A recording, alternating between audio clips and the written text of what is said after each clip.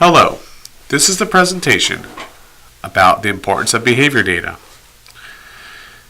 This is part of the 40-hour training that meets the RB2 requirements, but is offered independent of the BACB. This is an introduction to the importance of behavior data and just a brief overview. By no means do I expect you to be an expert on taking data after this. This is just an introduction on why we take data.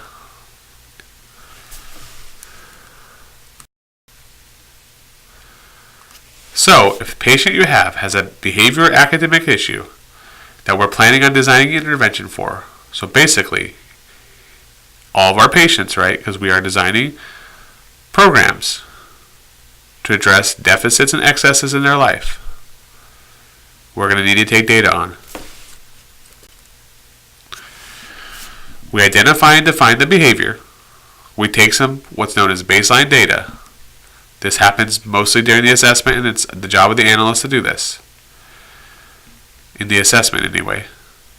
To see how much the behavior is actually occurring before intervention. So again, baseline data is the data that's occurring before the intervention to see kind of what the person can do already.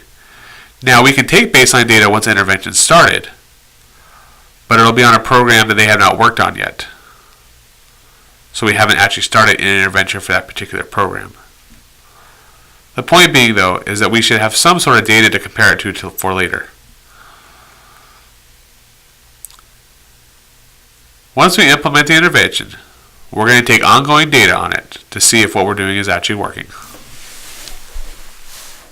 So yes, we identify and define the target behavior, we take some baseline data, and we implement the intervention and take ongoing data. So what is data? Data is anything or information that we collect about something in a systematic and organized way. So if you think about report cards from when you were in school, that's a form of data. Every time you tally something, if you're counting something, that's a form of data.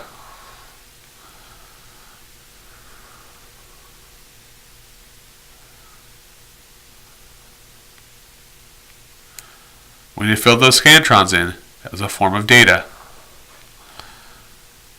When you measure how long something is, etc., etc.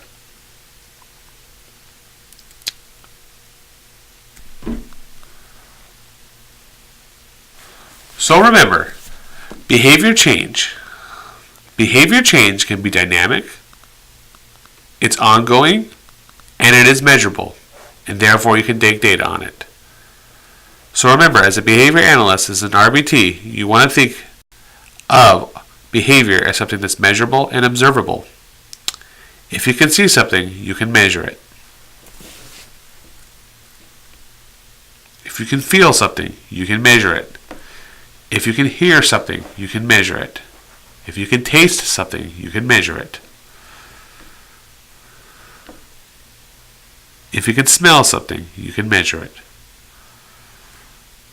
Behavior change is dynamic, it is ongoing, and it is measurable. There are several types of data collection that you may be asked to do as an RBT. The most common will be trial-by-trial data, where you are taking data on each trial that you are working on during programming. You may be also asked to do narrative data. This is like the data you take at the end of the day when you're writing notes about what happened during the session.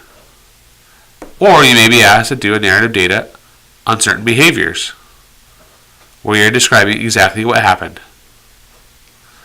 You will also be asked to take ABC data, where you are writing down and identifying the antecedents, behaviors, and consequences when a problematic behavior occurs. Likewise, you may also be asked to take behavior data, such as the frequency or duration of that behavior.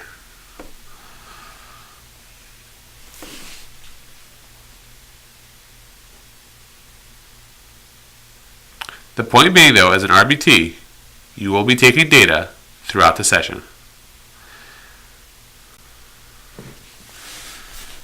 ABC data is looking at the antecedents, behaviors, and the consequences.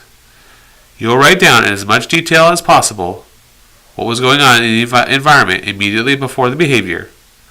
You will describe the behavior in an objective manner. So remember, objective meaning measurable and observable. Just the facts. And you'll be writing down the consequence. Okay, what happened right after the behavior? Behavior analysts use ABC data to analyze the actual antecedents to see what they can do to modify the environment to make the undesired, the poor behavior less likely and the desired behavior more likely. It can help them to identify what a behavior looks like, the topography of a behavior, so they can describe it and measure it. And by knowing what the common consequences are, we can determine the function of a behavior, what it gets the person.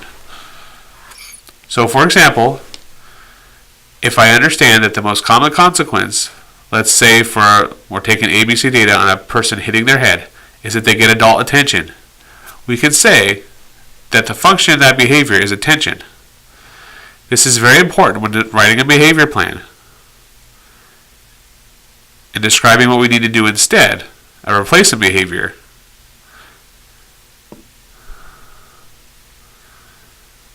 Likewise, if I know the common antecedents, let's say that are like a person leaves the room or an instruction is given.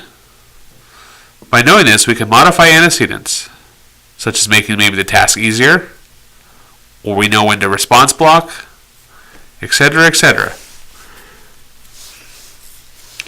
The point is, though, is that we want to know what the triggers are so that we can make the poor behavior less likely and we can have a replacement behavior and make that more likely. And we want to know what those common consequences are so that we can determine the function of the behavior. Again, as an RBT, it is not your job to analyze or make a functional analysis from this data, but rather it is to record this data in an objective and measurable fashion.